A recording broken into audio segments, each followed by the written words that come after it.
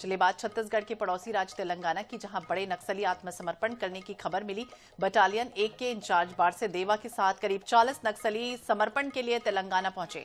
बताया जा रहा है कि सभी नक्सली नेशनल पार्क क्षेत्र से निकलकर तेलंगाना के मलगू जिले के जंगलों में पहुंचे और वहां तेलंगाना पुलिस से संपर्क किया। खबर यह है कि बारसे देवा समेत 14 नक्सलियों को तेलंगाना के डीजीपी के सामने पेश किया गया। हालांकि इस पूरे मामले में अब तक ना तो तेलंगाना पुलिस और ना ही छत्तीसगढ़ पुलिस या फिर प्रशासन की ओर से कोई आधिकारिक पुष्टि हुई है। यदि ये जानकारी सही साबित होती है तो नक्सल मोर्चे पर इसे बड़ी सफलता माना जा रहा है। फिलहाल सभी की नजरें आधिकारिक बयान पर टिकी हैं। तो तेलंगाना पुलिस से संपर्क करने की खबर है। 40 नक्सलियों के सरेंडर करने की खबर से जुड़ा ये पूरा मामला बताया जा रहा है। तो बारसे देवा समेत कई ऐसे नक्सली हैं जो पुलिस के संपर्क में हैं। ये कहा जा रहा है कि नए साल के बाद बड़ी उम्मीद जो है वो जाग सकती है। हिडमा का एक खतरनाक साथी देवा, ये कहा जा रहा है कि सरेंडर करने पहुंचा। नक्सली संगठन में बटालियन की कमान ये संभालता था और देवा लंबे समय से सुरक्षा बलों के राडार पर भी है। गणेश मिश्रा ज्यादा जानकारी के लिए हमारे सहयोगी हमारे साथ जुड़ गए हैं। गणेश, क्या जानकारी बारसे देवा को लेकर, और ऐसा ये भी कहा जा रहा है कि कई ऐसे नक्सली हैं जो सरेंडर कर सकते हैं?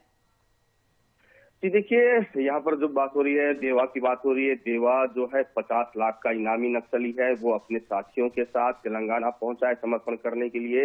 अभी तक ऑफिशियल तौर पर इसका जो है अनाउंसमेंट नहीं किया गया है कि उसने समर्पण किया है, परंतु पुख्ता जानकारी ये है कि वो अपने 40 साथियों के साथ समर्पण करने के लिए तेलंगाना पहुंच चुका है।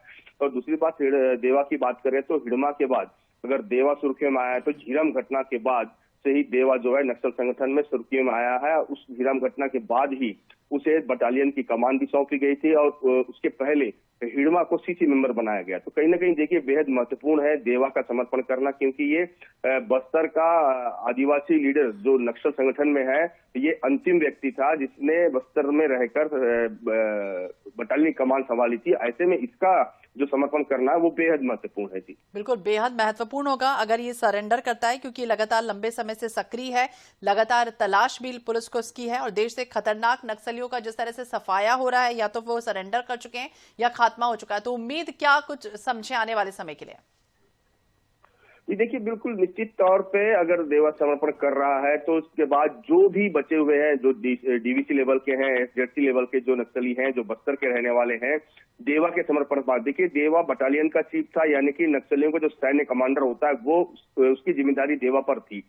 तो कहीं ना कहीं उसके समर्पण से एक जो संदेश है, साफ स्पष्ट तौर पर एक मैसेज जाएगा यहाँ के लोकल नक्सलियों पर कि जब देवा समर्पण कर सकता है तो उनका भी इस जंगल में रहकर नक्सलवाद की बागडोर संभालना बेहद मुश्किल हो सकता है। इसलिए वो भी कहीं ना कहीं समर्पण करेंगे, क्योंकि सरकार ने स्पष्ट तौर पर ये कह दिया है कि 31 मार्च तक नक्सलवाद का खात्मा किया जाएगा।